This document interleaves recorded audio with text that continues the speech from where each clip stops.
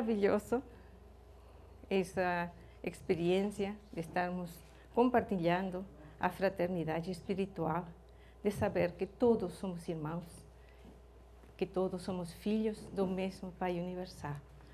Então, vamos iniciar essa apresentação sobre a cosmologia do livro de Urântia. Poucos dias antes da sua crucificação, o Mestre Jesus, na quinta-feira, 6 de abril do ano 30, disse aos seus apóstolos: deveis saber que, no universo do meu Pai e também no meu, existem muitas moradas, e que uma revelação aguarda pelos filhos da luz, revelação de cidades cujo construtor é Deus, e mundos cujo hábito de vida é a retidão e a alegria da verdade. Eu trouxe a vós, aqui na terra, o reino do céu. Mas declaro que todos vós que entrardes nele e permanecerdes nele pela fé, certamente ascendereis aos mundos no alto, pelo serviço vivo à verdade, e assentar vocês comigo no reino espiritual do nosso Pai. A revelação divina do livro de Urântia apresenta-nos essas moradas mencionadas por Jesus como pertencendo a um universo de coisas e seres coordenado e organizado, que não é nem autoexistente, nem autocausado, como propõe a teoria do Big Bang, que foi já apresentado pelo irmão aqui. Então, o universo não se originou em um acidente cósmico. Nenhuma coisa organizada poderia surgir de uma explosão, que é destruição, né? Isso é uma coisa lógica, mas parece que a ciência ainda precisa aprender algo da lógica. O universo dos universos, a totalidade da criação universal, é uma obra de criação propositada que Deus criou em exercício da sua própria vontade livre e soberana para ser a morada das suas inúmeras e diversas criaturas, sejam elas divinas e perfeitas ou evolucionárias em aperfeiçoamento como nós. Vamos tentar descobrir qual é o propósito dessa criação maravilhosa. A razão da criação de universos e seres expressa-se de maneira maravilhosa nessa situação. As miríades de sistemas planetários foram todas criadas para serem, afinal, habitadas por vários tipos diferentes de criaturas inteligentes, seres que poderiam conhecer a Deus, receber a afeição divina e amá-lo em retribuição. Deus criou os céus e formou a terra. E não foi em vão que ele estabeleceu o universo e criou este mundo. Ele o formou para que fosse habitado. Vamos lembrar, mundo habitado significa mundo com criaturas volitivas, com capacidade para conhecer Deus. Isso significa um mundo habitado. Então, ele criou os mundos evolucionários, mundos perfeitos. Os mundos perfeitos são os mundos arquitetônicos, mundos evolucionários, naturalmente, são os como o nosso. O criou para que, finalmente, após a evolução, surgissem seres humanos, como todos nós. Esse universo de coisas materiais e seres humanos e espirituais é sustentado e renovado constantemente por nosso Pai. Do Pai infinito fluem eternamente as torrentes da energia, da luz, da vida e da personalidade para todos os universos. O revelador cita um verso da Bíblia de Jó. Diz: ele estende o norte sobre o espaço vazio e suspende a terra sobre o nada. O pai distribui de si próprio, compartilha a personalidade com seus filhos e filhas, do mesmo modo que nós almejamos associar-nos com outras pessoas. Os filhos criadores também são motivados a compartilhar a divindade com os seus filhos do universo. O Pai Universal é uma personalidade infinita que compartilha a realidade do ser e a igualdade do eu com as suas duas personalidades coordenadas, o Filho Eterno e o Agente Conjunto, a segunda e terceira pessoa da Trindade.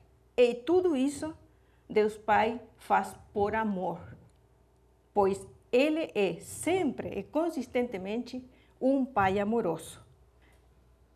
O Pai está eternamente motivado pelo idealismo perfeito do amor divino e essa natureza eterna encontra a sua mais forte expressão e a maior satisfação em amar e ser amada.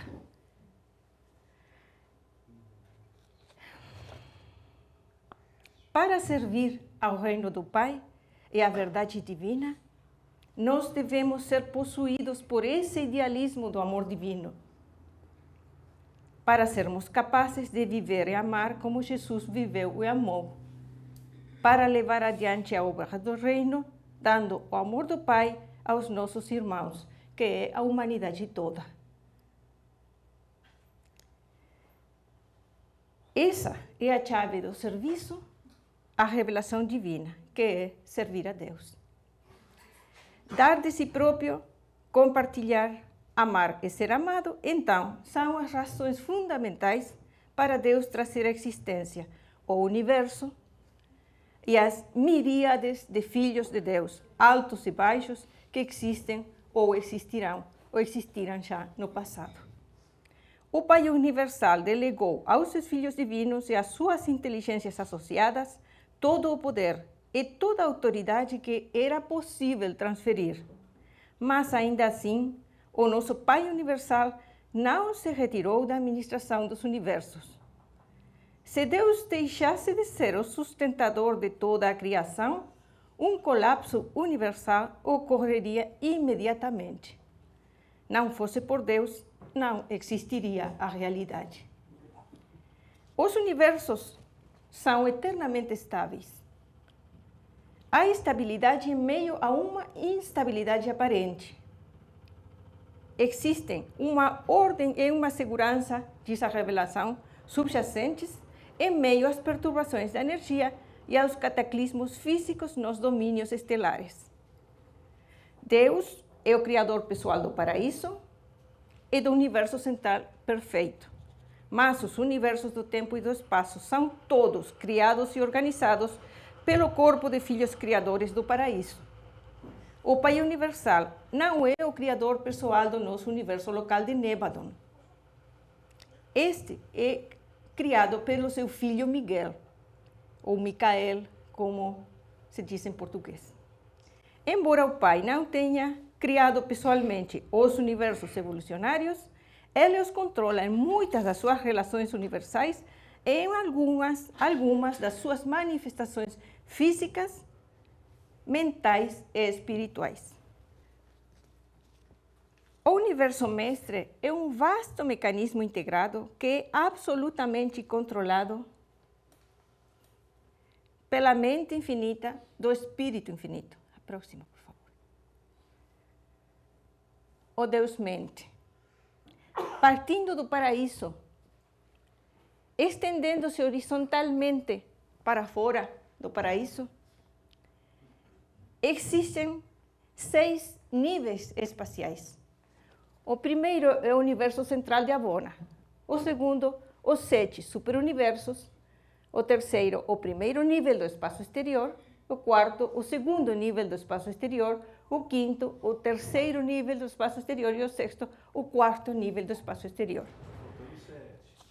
Tudo 7. Sim, mas observaram que aí não está a Ilha do Paraíso. Esse é o elemento número 7. Mas esses são níveis espaciais. E o paraíso não está no espaço, nem no tempo. Por isso, o paraíso não está incluído nessa lista. A próxima, por favor. O paraíso é a residência da Trindade. O paraíso, diz a revelação, é o centro geográfico da infinitude.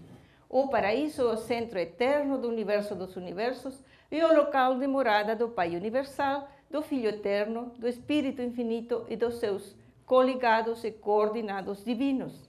Essa ilha central é o corpo organizado mais gigantesco de realidade cósmica em todo o universo mestre. O universo mestre é a totalidade da criação. O paraíso é uma esfera material, bem como uma morada espiritual.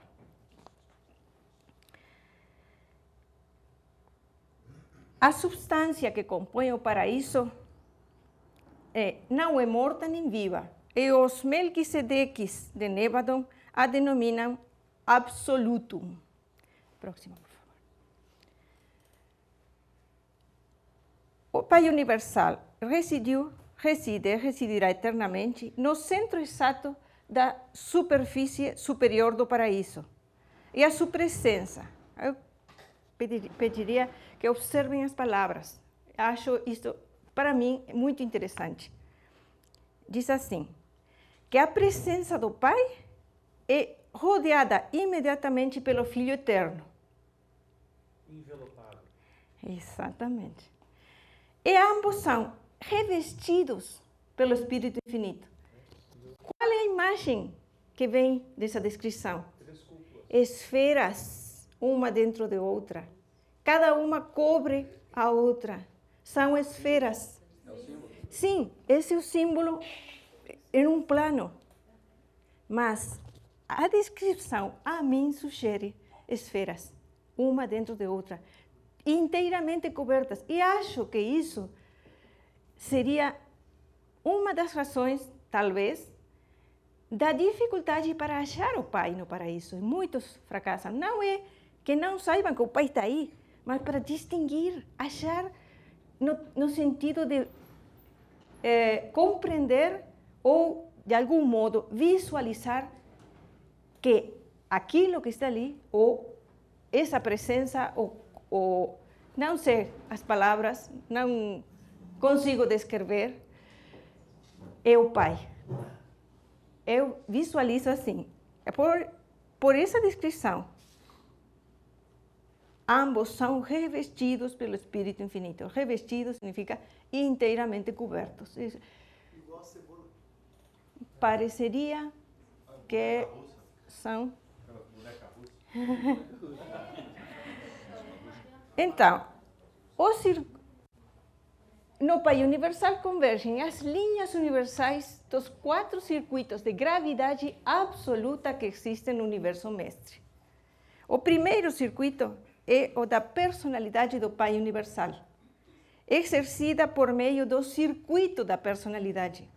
Esse circuito da personalidade liga-nos ao Pai Universal diretamente, à presença pessoal do Pai Universal. Cada um de nós, pelo fato de ter uma personalidade, está ligado diretamente ao Pai Universal, por esse circuito. Esse é um circuito exclusivo do Pai, por meio do qual nosso Pai Universal atrai para ele todas as personalidades. O segundo circuito é o da gravidade espiritual do Filho Eterno, por meio do qual ele atrai para si todos os seres espirituais e todos os valores espirituais, todas as realidades espirituais em todos os universos.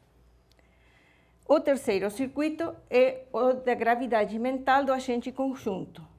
As forças da mente convergem no Espírito Infinito, o qual infalivelmente atrai para si e captura todos os significados vitais da existência intelectual, todos os valores intelectuais verdadeiros e genuínos, todos os pensamentos divinos e todas as ideias perfeitas.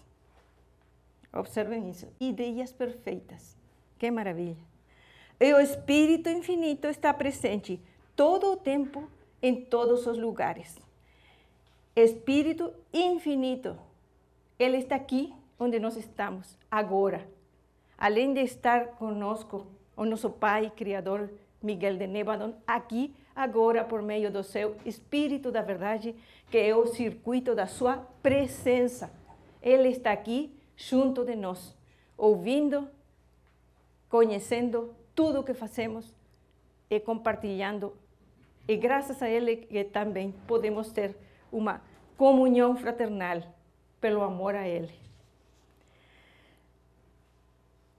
O quarto circuito é o da gravidade cósmica da Ilha do Paraíso. Esse é o segredo do fato de toda a criação permanecer sempre no seu lugar e não sair disparada pelo espaço rumo ao nada. A Ilha do Paraíso é a fonte da gravidade física. As forças da gravidade dos universos materiais convergem no centro de gravidade do paraíso inferior. Por essa razão, a pessoa do Pai está eternamente fixa no paraíso superior, em relação absoluta com o centro de força e energia do plano inferior ou material do paraíso. Por meio desse centro de gravidade absoluta, que é a ilha eterna do paraíso, o Pai exerce o supercontrole cósmico do nível físico em todos os universos. O centro é o ponto focal da gravidade material absoluta da Ilha do Paraíso e complementada pelos corpos gravitacionais escuros que rodeiam o paraíso.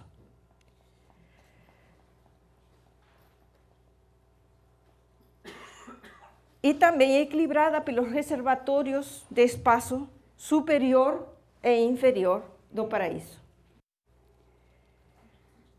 Todas as emanações conhecidas do paraíso inferior respondem invariável e infalivelmente à atração da gravidade central, que opera nos circuitos dos níveis espaciais elípticos do universo mestre. A gravidade da Ilha do Paraíso está operante em todos os circuitos e em todos os universos. A Ilha do Paraíso é o corpo organizado mais gigantesco dos universos, é imóvel e tem uma localização no universo, mas não no espaço, o qual se origina logo abaixo do paraíso inferior. O tempo se origina logo acima do paraíso superior. A ilha eterna é a fonte real e o ponto focal eterno de toda a energia e matéria dos universos físicos, passados, presentes e futuros. Do paraíso surgem as energias e forças que vão se materializar e conformar os universos. Todas as energias físicas, mas não sai nenhuma matéria do paraíso. O que sai é uma energia. Alguém aqui, não sei se foi você, Sérgio, falou de que a matéria, eu não sei se foi a energia congelada, um termo assim, não me lembro bem. Sim, a matéria é energia congelada. Na verdade, é uma energia, os arquitetos do universo mestre reduzem a velocidade da energia. E isso é o que faz a materialização.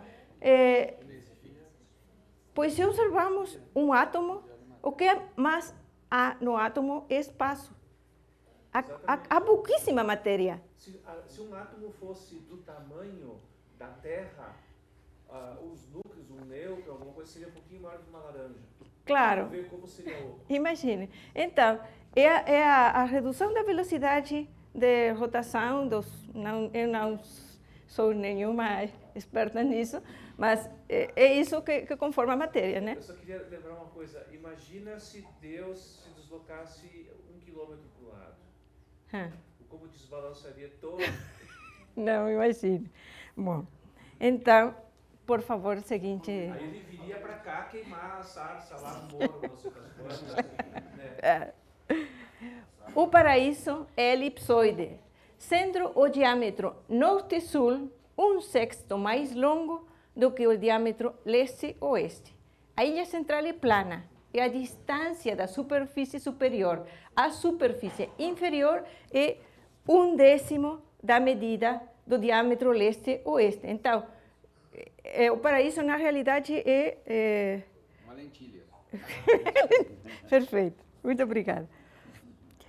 No paraíso, o tempo e o espaço como já falei, são inexistentes. O estado-tempo espacial do paraíso é absoluto. A ilha eterna é o nosso destino, real e distante, se estivermos espiritualmente motivados de todo o coração e consagrados, sem reservas, a fazer a vontade do Pai, encontrando Deus por meio da experiência progressiva de nos tornar cada vez mais semelhantes a Ele. A seguinte, por favor. Agora vamos ver as 21 esferas sagradas do paraíso. Brevemente, há muita informação, mas acho que vocês adormeceriam se vos falar de tudo isso. Girando no sentido horário em torno do paraíso, há 3 circuitos de 7 esferas cada um. Essas 21 esferas do paraíso e os 7 circuitos de mundos de Abona conformam um único sistema. Esses 21 mundos são enormes, magníficos, belíssimos e gloriosos. No espaço entre a ilha central do paraíso e os circuitos planetários de Abona, que são 7, mais centrais, estão intercalados 3 circuitos menores de esferas especiais. A órbita mais interna consiste nas 7 esferas secretas do Pai Universal. A segunda órbita é composta dos 7 mundos luminosos do Filho Eterno. Na mais externa órbita estão as 7 esferas imensas do Espírito Infinito, mundos sede executivos dos 7 Espíritos Mestres. Estão aí, já são em planos horizontais. Sim, mas circulando o primeiro o Pai, segundo o Filho, terceiro o Espírito, sempre nessa ordem. É muito interessante essa observação. Obrigada. As 7 esferas secretas do Pai Universal refletem maravilhosamente a luminosidade espiritual das deidades eternas. Ou seja, as 7 esferas secretas do Pai Universal refletem a luminosidade da Trindade, irradiando essa luz de glória divina por todo o paraíso e pelos 7 circuitos de Abona. Os 7 mundos sagrados do Filho Eterno iluminam com glória espiritual todo o paraíso e Abona, e direcionam a luminosidade espiritual para os 7 superuniversos. Aqui nós recebemos essa luminosidade espiritual. Não sei como, deveríamos estar recebendo. Os 7 mundos do Espírito Infinito estão ocupados pelos 7 Espíritos Mestres, os quais foram criados pelo Espírito Infinito, mas o Pai e o Filho também participaram na sua criação. Cada Espírito Mestre mantém a sua sede de governo do seu superuniverso correspondente em uma dessas esferas sagradas, desde as quais cada um deles envia a iluminação espiritual do Espírito Infinito para o seu superuniverso. Ou seja, nós aqui estamos recebendo a luminosidade espiritual do Espírito Infinito, do Espírito Mestre correspondente ao nosso superuniverso, que é, como o Nivaldo, não sei, Nivaldo, me corrigiu muito bem, é da Trindade. Ou seja, é o nosso Espírito Mestre, é assim? Estou certa, Nivaldo? É do Pai, do Filho, ou seja, representa, tem, não sei qual seria a palavra, mas veria como reflete as características do Pai, do Filho e do Espírito Infinito, certo? Então, cada Espírito Mestre emite uma irradiação que envolve e influi sobre o seu superuniverso. Essa irradiação, essa influência, nós aqui estamos recebendo. Nossa mente possui certas características que são compatíveis com esse Espírito Mestre. Cada Espírito Mestre governa desde essas enormes sedes centrais de focalização de força para certas energias que saem do paraíso e que são enviadas ao superuniverso correspondente para cada uma delas. Essas sedes centrais sagradas circulam lentamente em torno da periferia do paraíso, mantendo sempre uma posição frontal ao do superuniverso do seu governo. Ou seja, o mundo no terceiro circuito, que corresponde ao nosso superuniverso, ele circula mantendo uma posição frontal ao nosso superuniverso. Ou seja, na medida que nosso superuniverso gira em torno do paraíso, esse mundo vai girando, acompanhando o movimento. Está diretamente em frente do nosso superuniverso. E também há um ponto focal no paraíso para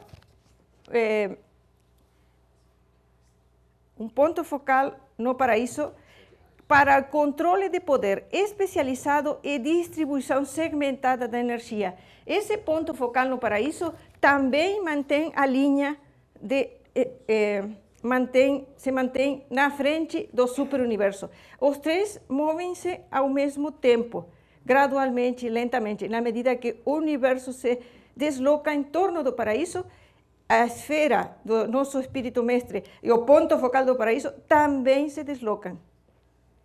É isso. Porque o termo em inglês é um pouco confuso. Diz opposite. Isso significa oposto e também significa em frente. Mas oposto significaria do outro lado do paraíso, e isso não tem sentido. Como atravessaria a energia do espírito através do paraíso ou daria a volta? Não. O significado é que está em frente, em linha. O superuniverso, o mundo do espírito mestre, cada superuniverso com o seu próprio, é o ponto focal do paraíso, da qual fluem energias para o mundo, para o espírito mestre a distribui. Essa influência espiritualizante do espírito mestre também banha todo a Avona, mas não o paraíso. A seguinte, por favor. Não, a ilha não. A ilha permanece fixa. Mas esse ponto focal que está no paraíso, sim se move. O ponto focal vai se deslocando. E a velocidade de deslocamento é a do movimento do superuniverso em torno do paraíso.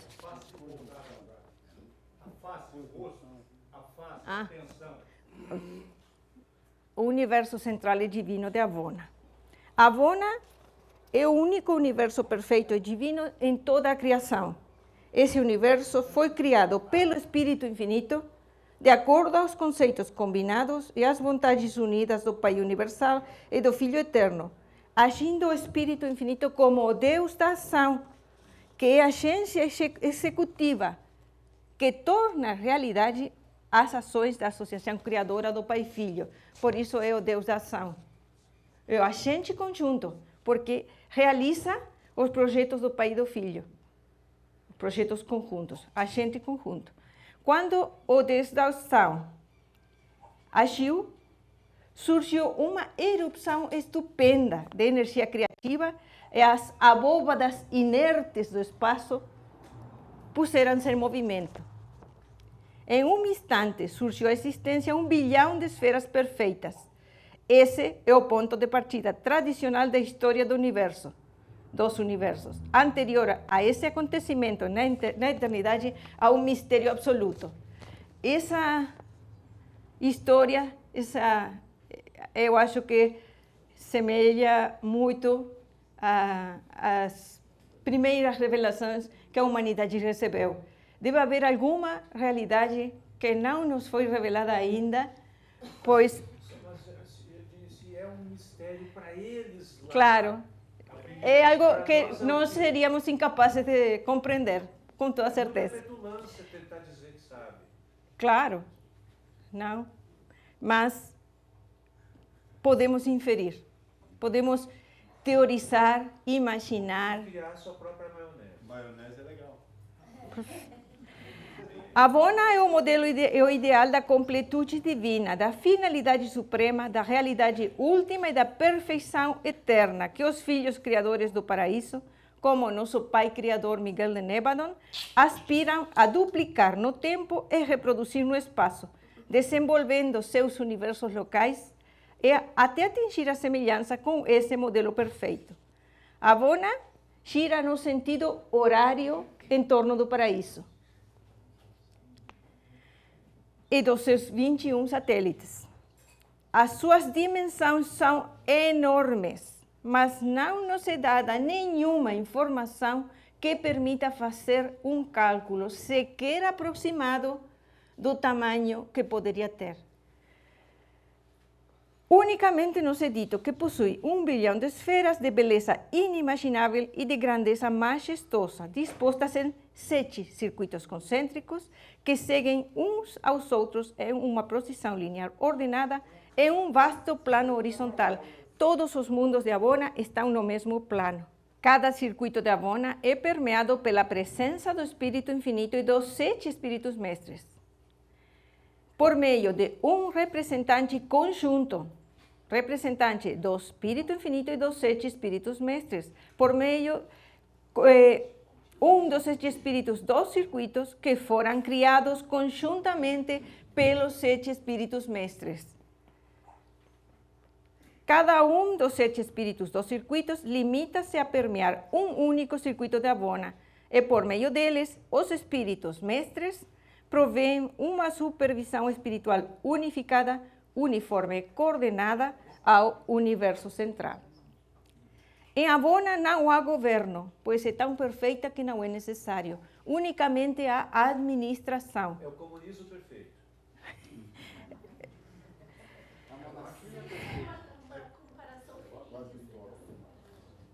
Os habitantes de Avona não têm necessidade de regulamentações, pois eles são perfeitos. E os seres evolucionários que chegaram a Avona estão tão aperfeiçoados, tão maravilhosamente espiritualizados, que também não necessitam mais regulações. Eles se autogovernam, eles se autorregulam, eles se autocontrolam.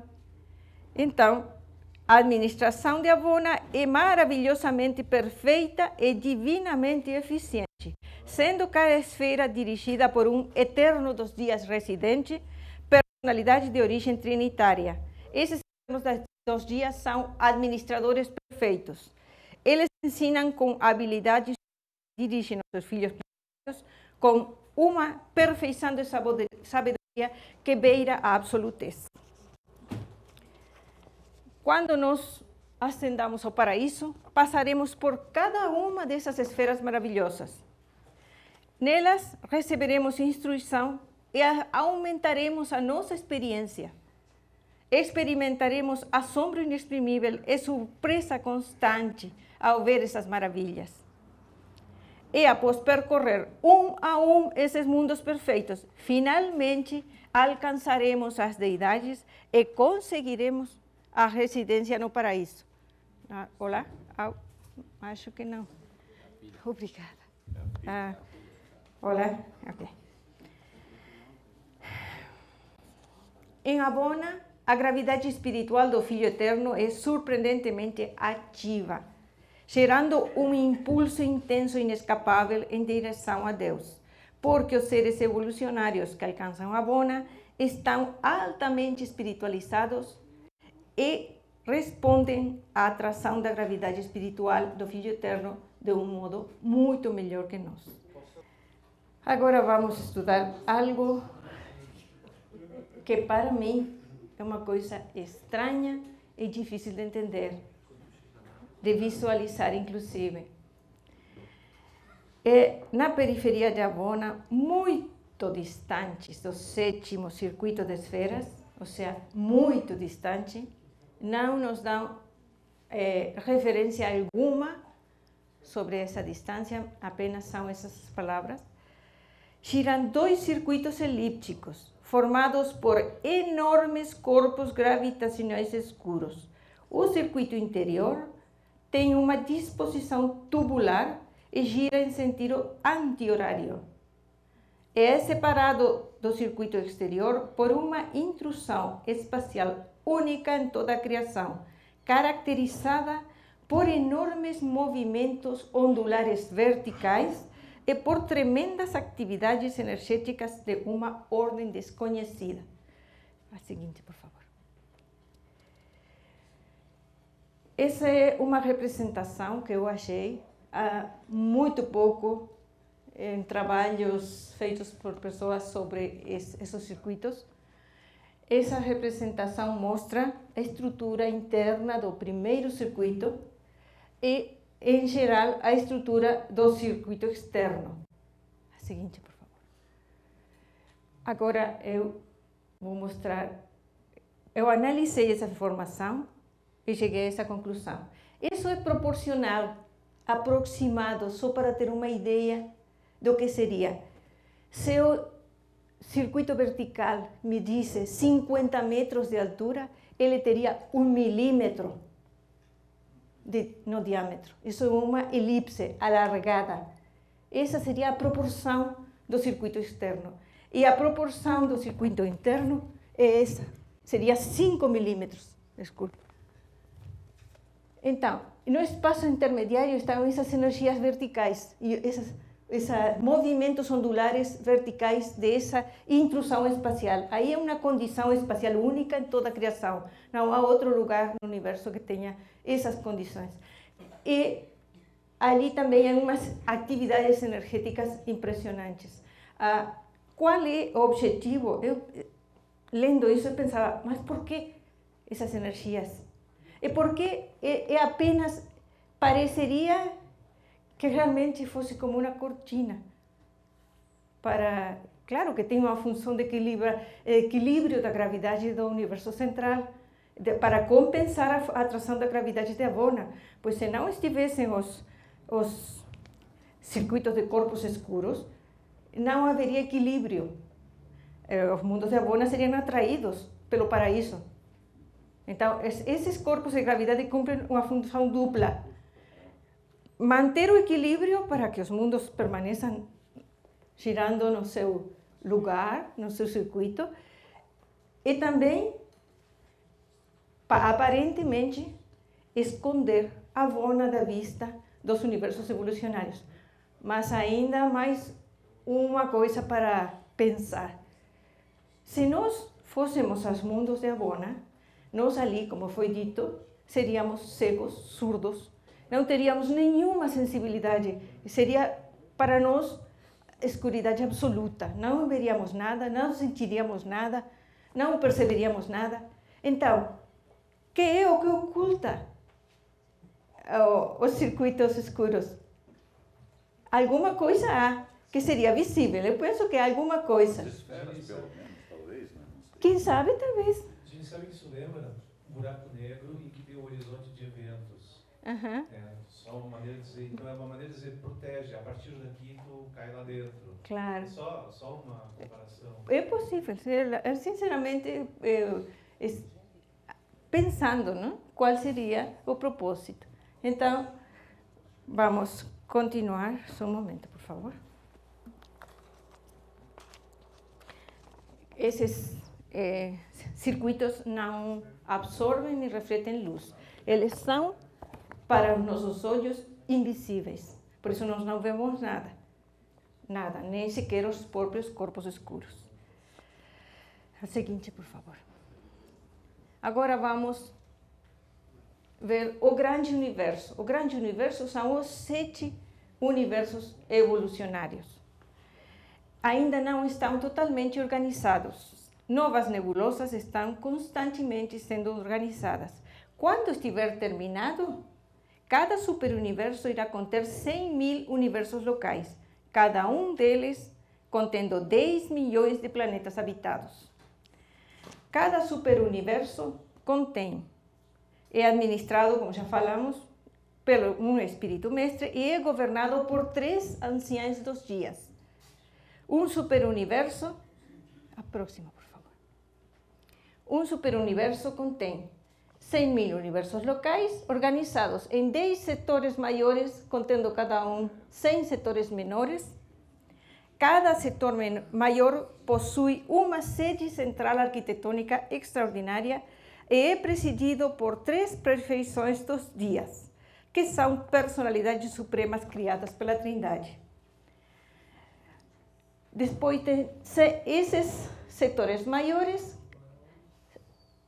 tem 100 setores menores, cada um com 100 universos locais. Cada setor menor também possui um mundo central, sede central maravilhoso, governado por 3 recentes dos dias, também criados pela Trindade.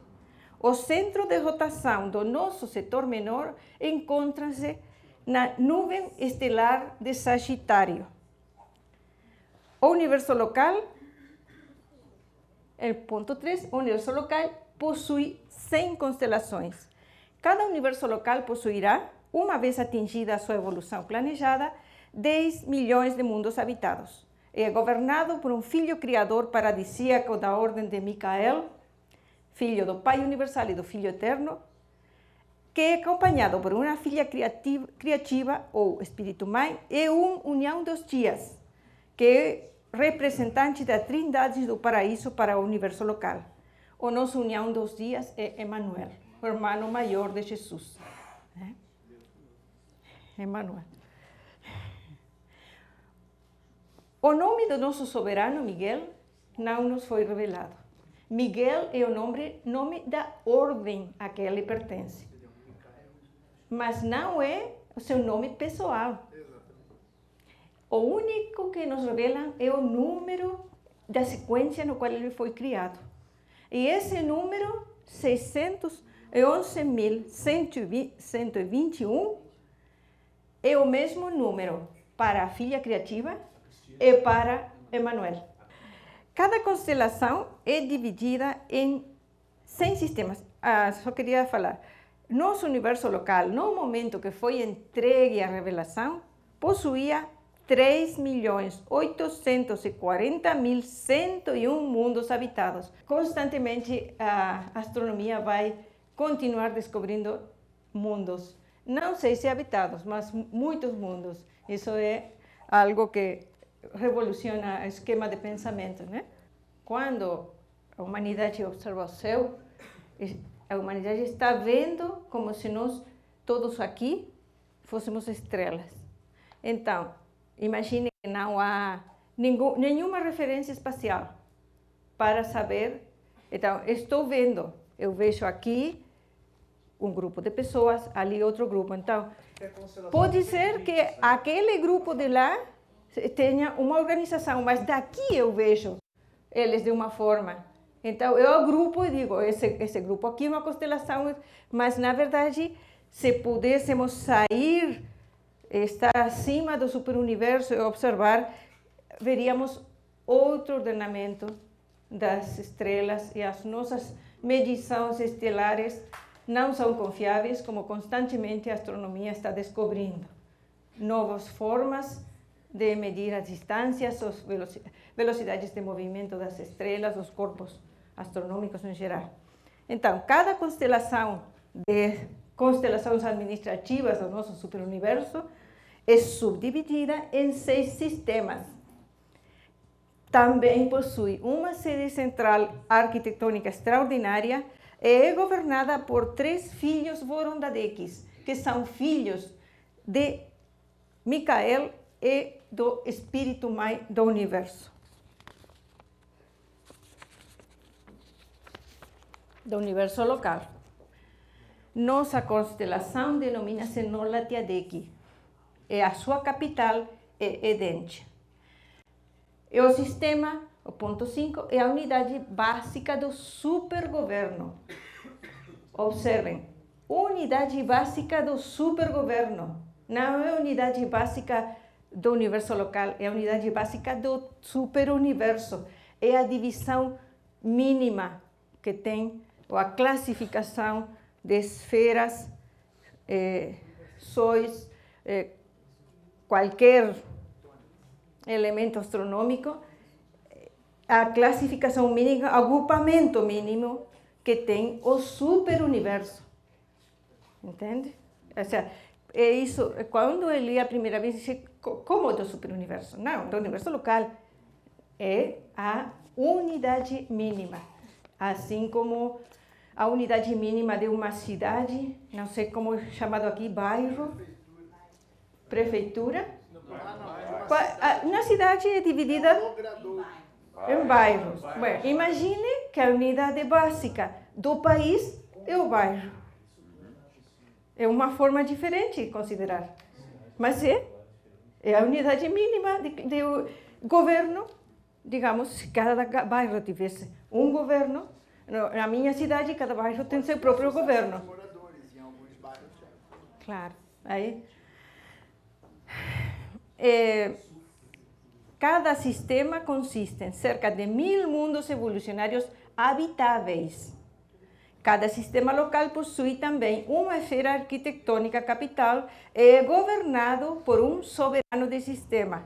O nosso sistema local denomina-se Satânia e possuía no momento que foi entregue à revelação 619 mundos habitados. A capital de Satânia denomina-se Jerusalém.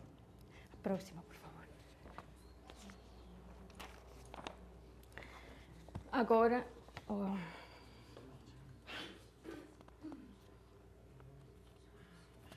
isso só para que o nosso superuniverso de Orbonton é a Via Láctea. A Via Láctea é a parte de Orbonton que nós podemos visualizar desde o nosso planeta. Mas há muito mais do outro lado que nós não podemos visualizar. Mas a Via Láctea é que a redação do livro precisa ser lida com atenção, quando o livro menciona a Via Láctea. Algumas pessoas têm confundido o significado pensando que a Via Láctea é o nosso universo local. Não. O nosso universo local, a única referência que temos no livro de Urantia sobre algum elemento astronômico pertencente ao nosso universo local é a estrela de Antares. Sabemos que Antares pertence ao nosso universo local. Não há nenhuma outra informação sobre quais são os elementos astronômicos que pertencem ao nosso superuniverso. Sabemos o centro de rotação do nosso setor menor, que é na nuvem estelar de Sagitário, e Antares como pertencendo ao nosso universo local. O nosso superuniverso tem um diâmetro de 500.000 anos-luz. Contém mais de 10 trilhões de sóis. Para nós, na nossa forma em espanhol, de denominar essas quantidades, é 10 milhões de milhões. Para mim, é muito mais fácil visualizar 10 milhões de milhões que trilhões. Eu leio trilhões e não sei o que é. Quanto é um trilhão? Também há uma diferença entre a numeração em Portugal, por exemplo, e no Brasil. Em Portugal, um trilhão ou um bilhão é uma quantidade totalmente diferente do que para vocês. Eu só queria mostrar isso como uma curiosidade. Eu estava procurando, tentando achar se a ciência tem se houvesse alguma referência astronômica de algum superuniverso vizinho. Eu procurei, de todos os modos possíveis, imagens, artigos astronômicos, não achava nada. Mas procurando outra coisa, quando já tinha deixado de procurar, achei isso. Essa é a descrição que os astrônomos fazem. Isso não fui eu que escrevi, nem mudei palavra alguma. Esta galáxia espiral magnífica é conhecida como não sei pronunciar NGC 6503, encontra-se em uma posição solitária na borda de um pedaço estranhamente vazio de espaço, na fronteira do que os astrônomos chamam de vazio local. O vazio local é um enorme volume de espaço onde não se encontra quase nada. Os astrônomos chamam essa galáxia de uma versão reduzida da Via Láctea. É porque eles acham que isso tem 30.000 anos-luz de diâmetro. Mas poderia ser outra medida, não sei. Eu procurei como os astrônomos estimam ou calculam as distâncias, e não achei nada concluente, nada que me permitisse avaliar qual é o cálculo. Não consegui, talvez você saiba mais disso que eu, Sérgio. Digamos assim, eu não me sinto habilitado a explicar isso agora, teria que dar uma pesquisada. Perfeito, perfeito. Mas a questão é interessante a descrição que os astrônomos fazem. É uma galáxia solitária. Eles dizem que essa galáxia está a 18 milhões de anos-luz, mas nós já sabemos que eles estão reduzindo muito as distâncias porque os cálculos estavam errados, eles estão comprovando, estão criando novos sistemas, não sei explicar quais são, eu li, mas não consegui entender bem, direito, como se fala aqui. É interessante que, se nós pudéssemos ver um superuniverso, estaríamos vendo outra Via Láctea, porque estamos todos no mesmo plano. Se eu coloco isso aqui e vocês estão vendo isso de lado, vocês veriam mais ou menos uma linha. Eu não sei se foi no slide do Sérgio, que mostra o quadrado e o círculo, né? É mais ou menos isso. Por onde você está vendo... Claro, mas a questão é essa. Todos os superuniversos estão no mesmo plano. Um aqui, outro aqui e assim. Então, aqui está a Via Láctea. Então, aqui um superuniverso. O que nós veríamos? Outra Via Láctea mais pequena, porque está a maior distância. Então, eu não posso, de modo nenhum, claro, afirmar que isso seja outro superuniverso, mas poderia ser. Então, eu só queria compartilhar que, se fosse outro superuniverso, seria visto mais ou menos assim como esse. Agora, o seguinte, por favor. O nosso universo local de Nébadon, como já falamos, essas 100 constelações com cerca de 10 milhões de planetas habitáveis é quando o universo local esteja plenamente desenvolvido. Ainda não, ainda tem 3.840.000, sei lá. Porque você está só 38%, né? Então, falta um pouquinho, né? Cada constelação é subdividida em 6 sistemas e o sistema, como já vimos, é a unidade básica do supergoverno, com cerca de 1.000 mundos evolucionários habitáveis uma vez desenvolvido. Agora tem 619. A seguinte, por favor. Eu quis somente colocar essa imagem. Não é assim que se vê, é que esse tipo de fotografias são tomadas ao longo de certo tempo. Então, essa curvatura é pelo movimento da Terra. Quando nós olhamos o céu, nós estamos vendo mais um plano horizontal do que assim, curvado. Claro, também isso. Essa é a visão do hemisfério norte, mas eu não consegui, nas minhas buscas, uma imagem da Via Láctea com certas descrições que permitam ter uma ideia do que estamos expondo aqui. Então, coloquei isso, mas essa é a visão inversa, entendo eu, diferente da nossa. Mas é só para... Eu coloquei por isso. Aqui está Sagitários. Esse é o centro de rotação do nosso setor menor. E aqui, a estrela Antares é parte do nosso universo local. Então, aqui diz o livro de Urântia. Nébadon, hoje, gira em uma órbita cada vez mais estabilizada em torno do centro de Sagitário, naquele setor menor de Orvonton ao qual a nossa criação local pertence. Orvonton é tudo.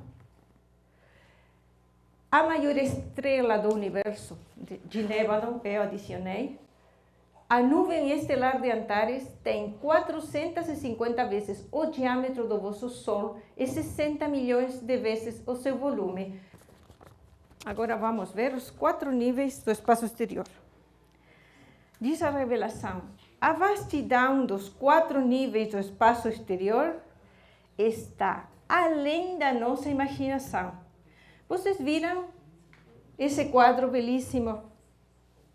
Autor desse quadro é um artista que tem umas imagens preciosas. o nome dele é Gary Tonge ou Tonge, não sei qual é a pronúncia do apelido dele. Vamos ver agora um texto do livro. Essa foi a estimação que eu fiz, em base às poucas informações que o livro dá.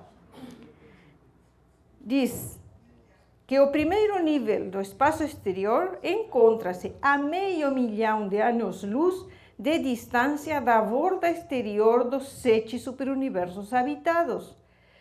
Nosso superuniverso tem 500 mil, ou seja, 500 milhões de anos-luz de diâmetro. O primeiro nível, nível sem atividade espacial, sem poeira estelar, que é uma zona de quietude, onde não há movimento, não há estrelas, não há nada. Espaço denso, é o que há ali, espaço denso.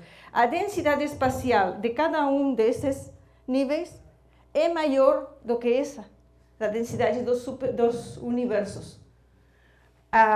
Isso facilita o movimento, o avanço dos universos nesse nível espacial. Mas aqui o espaço é mais denso.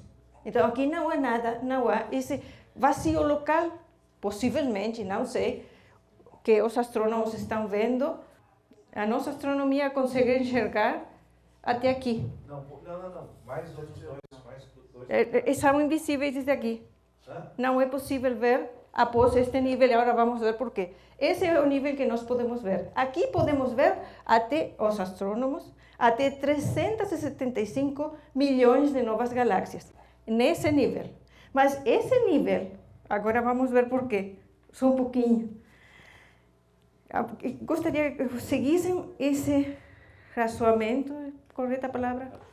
Raciocínio. É o meu portunhol. Desculpe meu portunhol. O raciocínio. Eu gostaria que seguissem para ver se vocês concordam. Sim?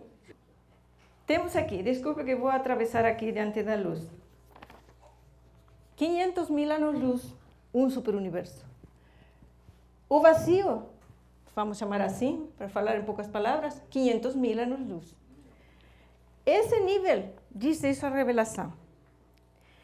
O primeiro nível do espaço exterior cresce em volume e intensidade energética por mais de 25 milhões de anos-luz. Pensem nisso. Vocês têm uma coisa que cresce, aumenta durante 25 milhões de anos-luz. Se ela medisse somente 25 milhões de anos-luz, teria uma queda vertical. Então, se uma coisa cresce durante 25 milhões de anos-luz, ela decresce durante outros 25 milhões de anos-luz. É lógico, né? 50 milhões ali. Exatamente. E a confirmação. Voltamos a observar 500 mil de diâmetro, 500 mil de separação de espaço denso, sem poeira estelar, sem atividade energética alguma. Então, diz assim.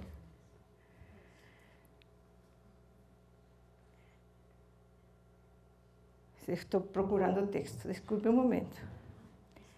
Os físicos de Uversa detectaram evidências iniciais de manifestações de força a mais de 50 milhões de anos-luz para além das zonas mais exteriores dos fenômenos no primeiro nível do espaço exterior.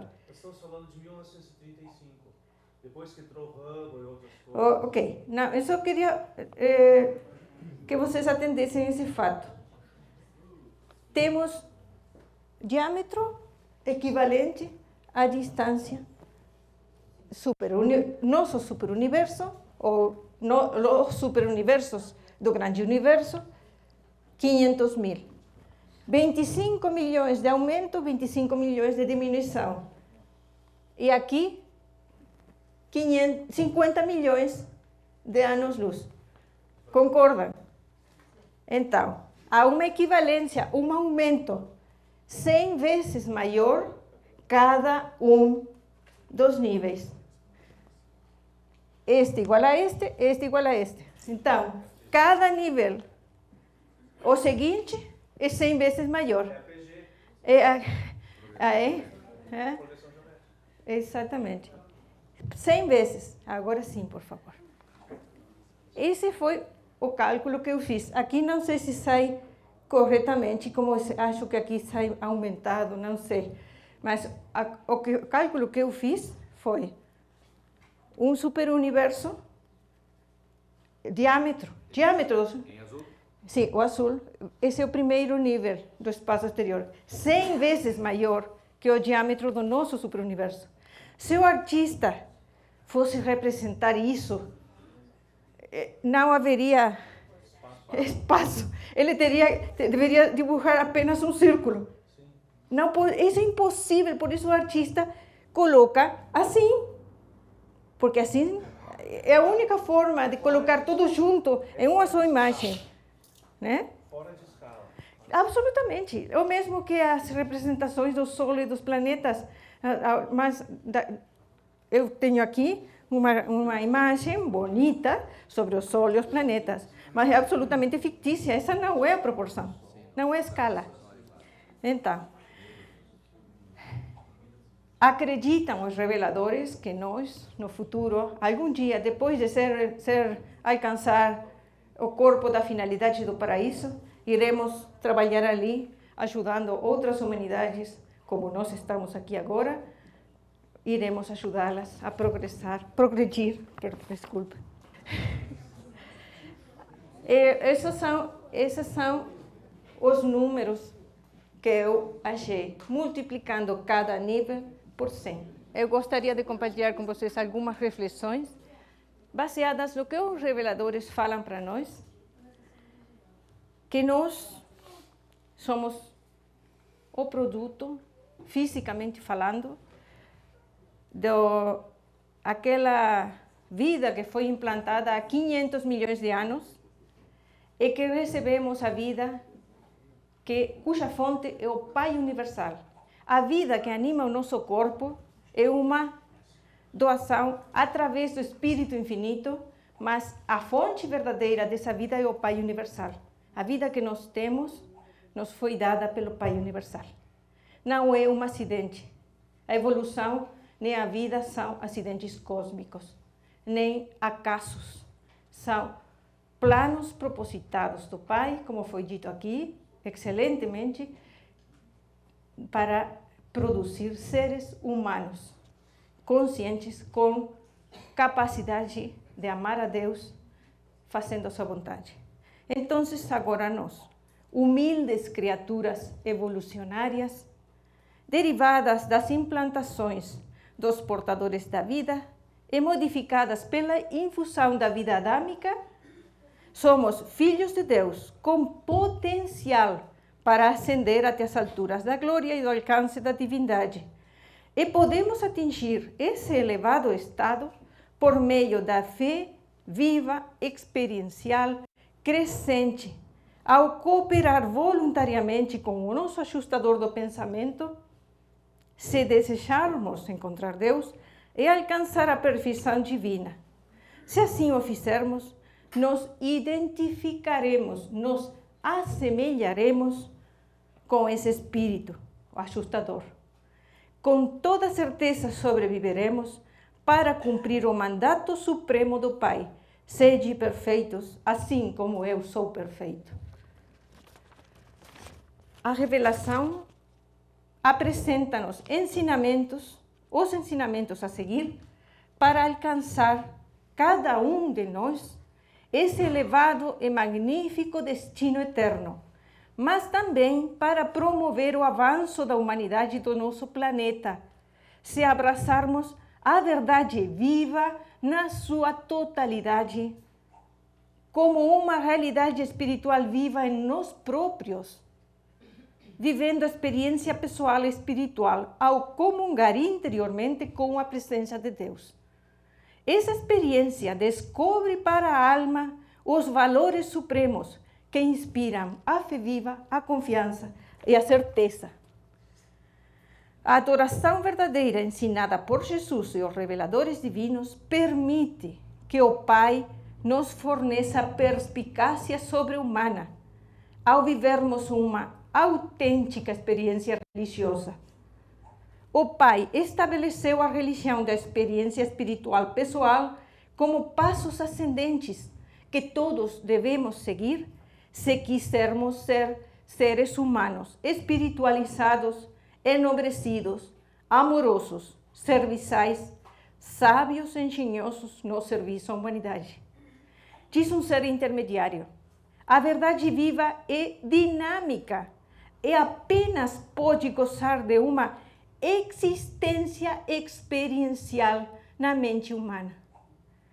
Diz o Mestre Jesus, falando da parábola dos talentos, que a verdade divina está viva, que o Espírito da verdade está sempre conduzindo os filhos da luz, as pessoas renascidas do Espírito, para novos âmbitos de realidade espiritual e serviço divino, ao experienciar pessoalmente a verdade divina apresentada a nós no livro de Urântia, para podermos crescer no conhecimento da verdade e desenvolver assim a capacidade de apreciar divinamente as realidades espirituais para poder transmitir a outros uma perspectiva aprofundada da experiência espiritual pessoal, manifestando em nós próprios uma nova beleza e ganhos espirituais reais.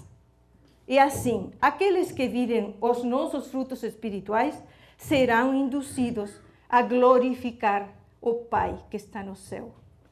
Assim contribuiremos à realização da fraternidade humana, unindo a difusão dos ensinamentos ao exemplo pessoal de cada um dos que trabalham para servir a revelação, realizando o propósito da vida de Jesus na Terra, que é também o propósito da revelação de Urântia no mundo, a espiritualização consciente de cada ser humano por meio do nosso contato pessoal e espiritual com o Pai. Essa espiritualização requer o conhecimento e também a prática diária da experiência pessoal com Deus e do serviço esclarecido, que é a suma e a essência da religião de Jesus. O nosso crescimento espiritual é proporcional à nossa identificação com o Pai. O êxito na nossa busca do infinito é diretamente proporcional à semelhança com o Pai que alcançamos ao adquirirmos as qualidades da divindade.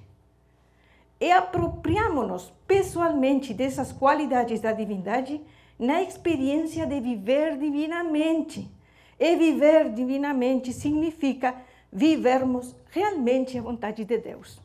Essa é uma vida dedicada ao Pai, baseada em viver a vontade do Pai, iluminados interiormente pela adoração verdadeira a Ele e dedicados a servir a irmandade de todas as personalidades com amor e misericórdia.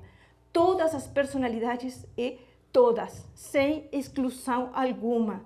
Todos somos irmãos, todos os seres humanos somos filhos de Deus. Mas, como foi dito aqui, para Deus só existem duas classes, dois tipos de seres humanos: os que o amam e os que não o amam. Então, filhos de Deus somos todos, mas nem todos somos renascidos do Espírito. Para ser renascidos do Espírito, precisamos escolher de todo o coração, fazer a vontade de Deus e começar a fazê-la realmente na nossa vida diária. Desculpe.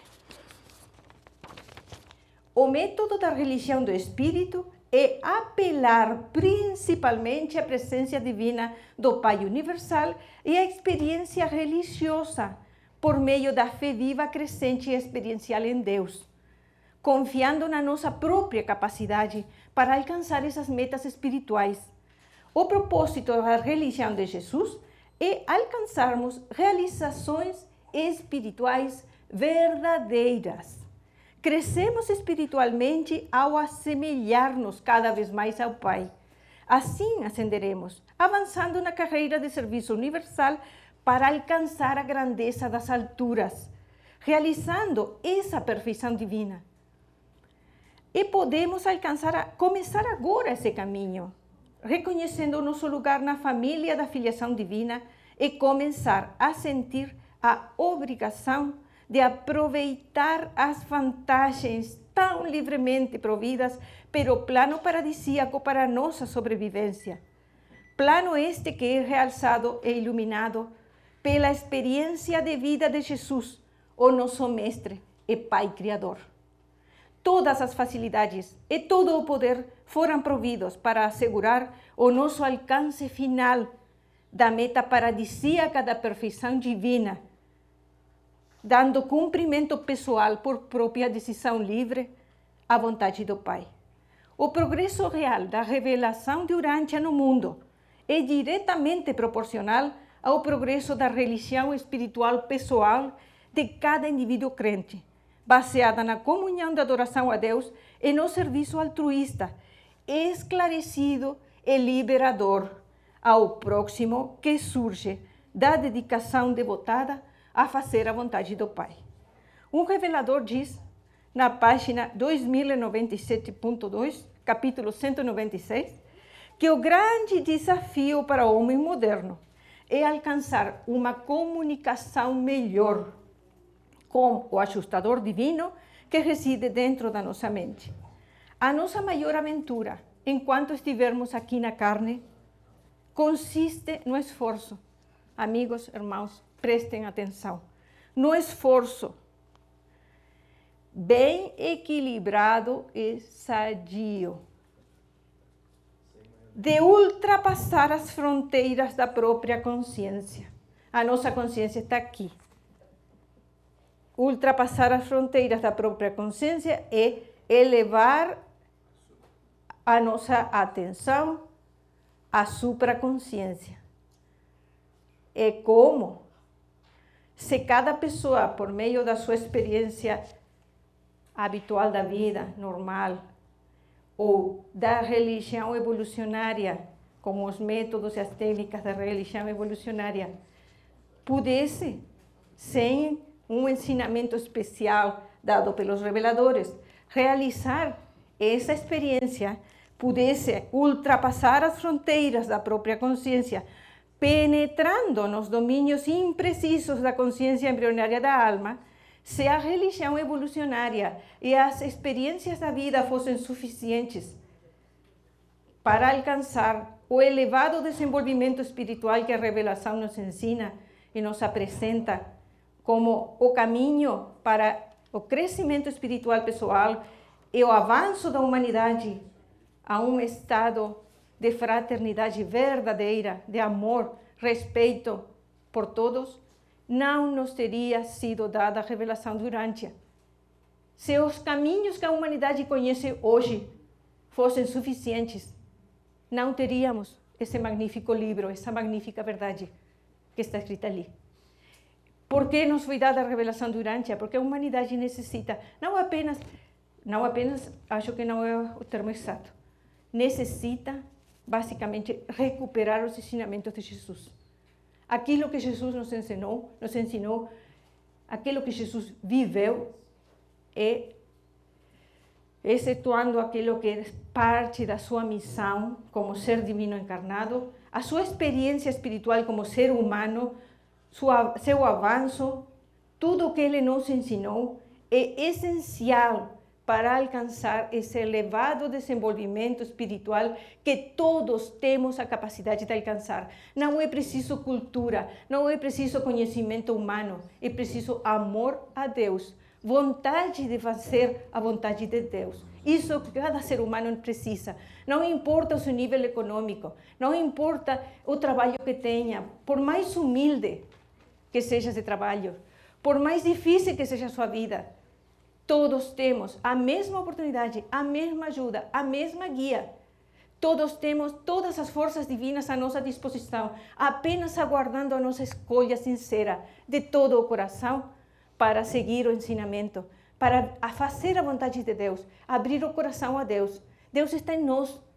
Não precisamos viajar longe para achar a Deus. Não precisamos realizar rituais misteriosos, estranhos, para achar a Deus. Ele já veio, já está morando em nós. Quero terminar, desculpem que me estenda, mas sinto no coração que é importante que pensemos nessas coisas, que tenhamos uma visão mais espiritualizada e mais amorosa. Não estou dizendo que vocês não sejam amorosos, pois sim são.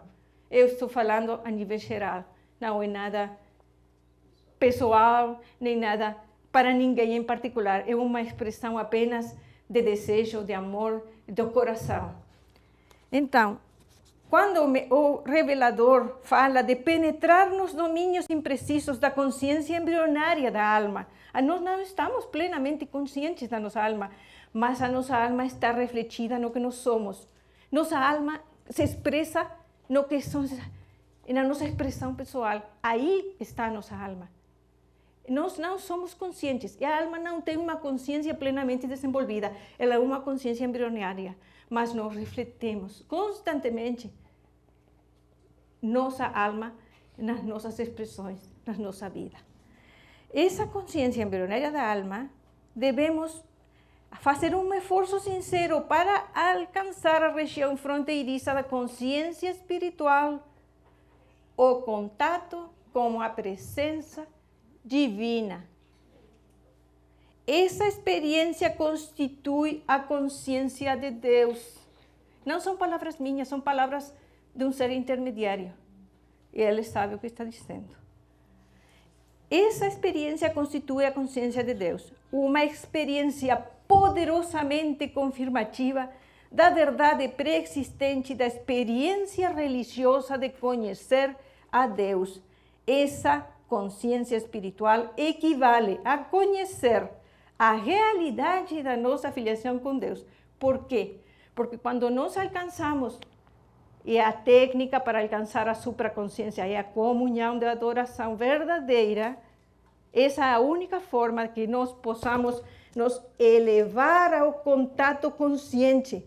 Não significa contato consciente que nós vamos ter consciência, mas que nós estamos fazendo conscientemente esse contato. Esse é o significado. Não é, com o tempo, poderíamos ter certa consciência. Na medida do nosso avanço na prática espiritual, do nosso crescimento da alma, a alma cresce, a alma sempre está crescendo. Por isso, todos estamos procurando a verdade, por isso todos estamos procurando melhorar espiritualmente. Mas há um crescimento potencializado pela comunhão com Deus, a comunhão espiritual interior na nossa própria supraconsciência. Quando nós elevamos a adoração, vou utilizar termos mais comuns, mais simples, sem usar o termo adoração. Quando nós, por amor a Deus, por desejo sincero de fazer a sua vontade, ficamos a sós com Deus, como fazia Jesus. A sós com Deus é um lugar que seja a sós, não sei a palavra certa em português, é um lugar onde não haja mais ninguém. Ficamos a sós e elevamos o nosso pensamento, a atenção da mente para Deus. Sabemos que Ele está em nós, com amor e devoção, simplesmente entregamos o nosso amor a Deus, a nossa atenção devocional, amorosa, sincera, sem pensar em nada, sem formular palavras, sem alabar a Deus, somente atenção focalizada nele com amor.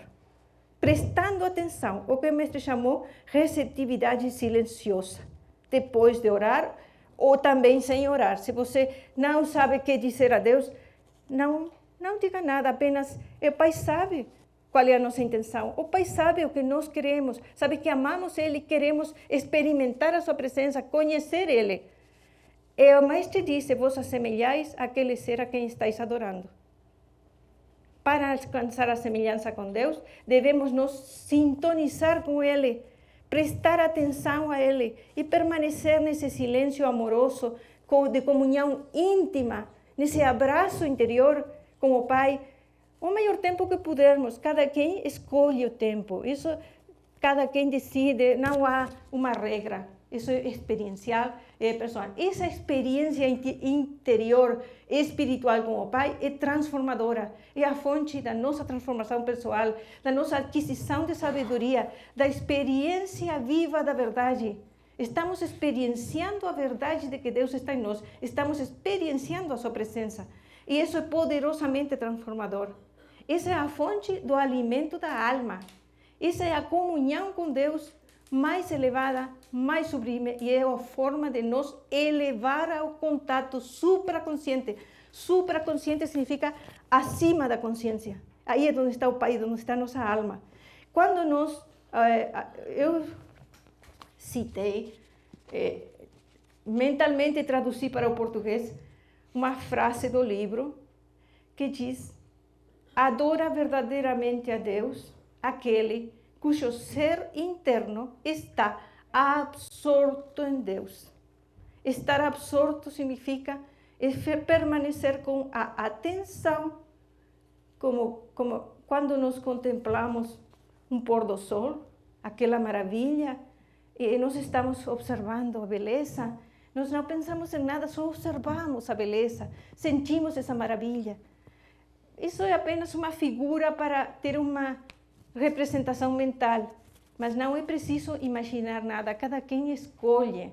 Se precisa imaginar algo, a revelação diz que cada um pode, que não devemos, não sei qual é a palavra, criticar, ou, porque alguma pessoa precisa visualizar a presença de Deus de algum modo. É legítimo, é correto e está bem.